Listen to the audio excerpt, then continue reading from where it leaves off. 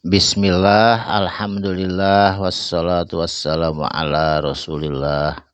Alhamdulillah patepang deui dinten ieu dinten Sabtu kaping 25 Juli 2026 masih dina surat Asy-Syu'ara ayat ke-15.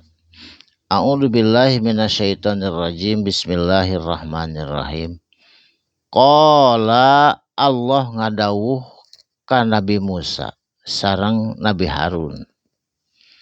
Kala lain kitu ulah sieun anjeun ulah khawatir anjeun ku Firaun sabab moal ngabunuh anjeun kitu saur Allah.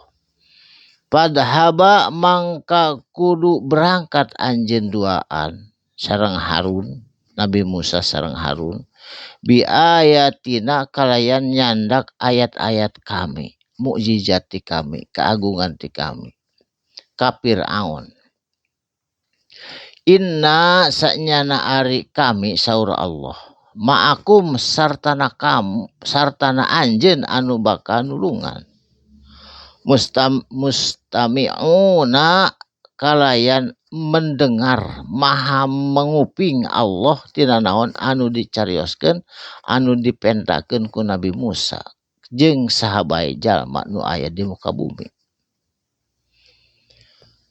Saterasna Fatia mangka tuluy daratang itu Harun jeung Nabi Musa Fir'auna ka keluargana Fir'aun anu aya di Egyptian atawa di Jipti di Mesir.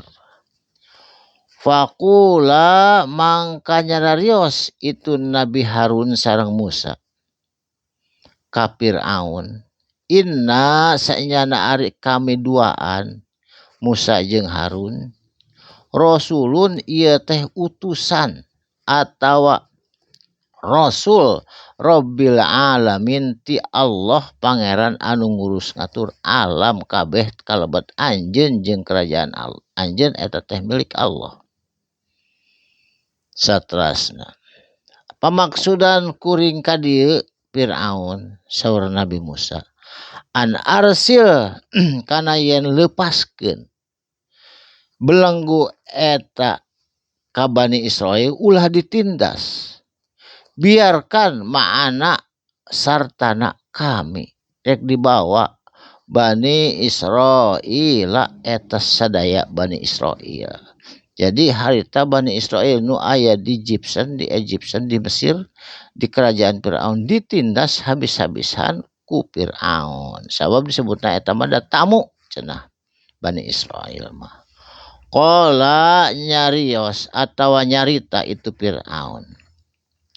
Alam nurabbika nah kuring teh henteu pernah ngurus anjeun kitu Musa fina di keluarga kuring walidan sawaktu anjeun keur leutik keur orok walabista jeung anjeun teh pan cicing di dieu sakitu lilana fina di keluarga kuring min umurika saumur-umur anjeun sinina sababaraha taun tepi ka anjeun dewasa. Nah anjeun make kitu ka kuring saur Firaun ka Nabi Musa jeung Harun. Wa fa'alta jeung naon anu dilakukeun ku anjeun. Fa'alta ka tuluy eta teh kalakuan anjeun allati anu fa'alta dilakukeun ku anjeun.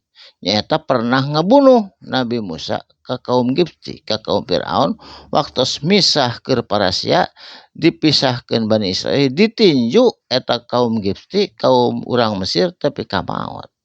Wa anta jeung ari anjeun Musa saur Firaun minal kafirin kalebet jama-jama anu teu bisa balas budi. Nah kitu ka Nabi Musa. Firaun nyebutkeun teu bisa balas budi pan kuring anu ngurus anjeun ti keur orok. Nah tiba-tiba anjeun ayeuna ngalawan kana kekuatan kuring.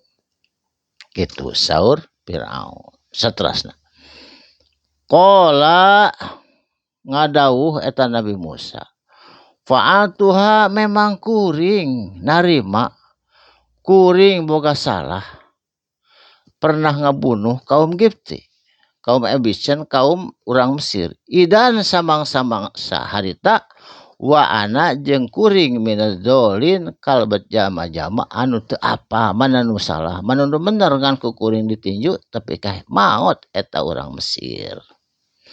Fafaratu mangka kuring kabur waktu harita mingkum ti anjeun Firaun lama mangka samang-samang saharita hiftukum kuring sieun ku kajaman anjeun sieun dibunuh maka kuring kabur.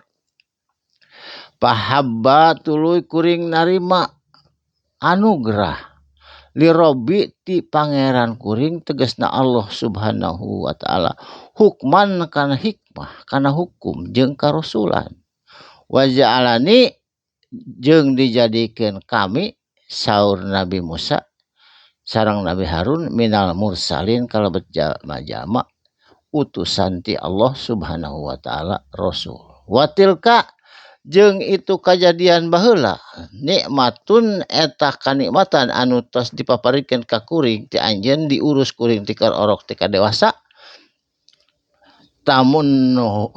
tamunnuha eta teh kuring narima alaya ka kuring ngan kuring mah menta hiji an abad tu kudu ulah ditindas atawa rek dicokot ku kuring itu Bani Israel ulah ditindas Bani Israil itu Bani Israil ku anjeun. Jadi Nabi Musa mah rek nyanak Bani Israil ulah ditindas sabab eta teh kaum anu teu berdosa waktu sarita. Barakallahu li wa lakum mugi aya manfaatna sadaqallahul azim. Wassalamualaikum warahmatullahi wabarakatuh.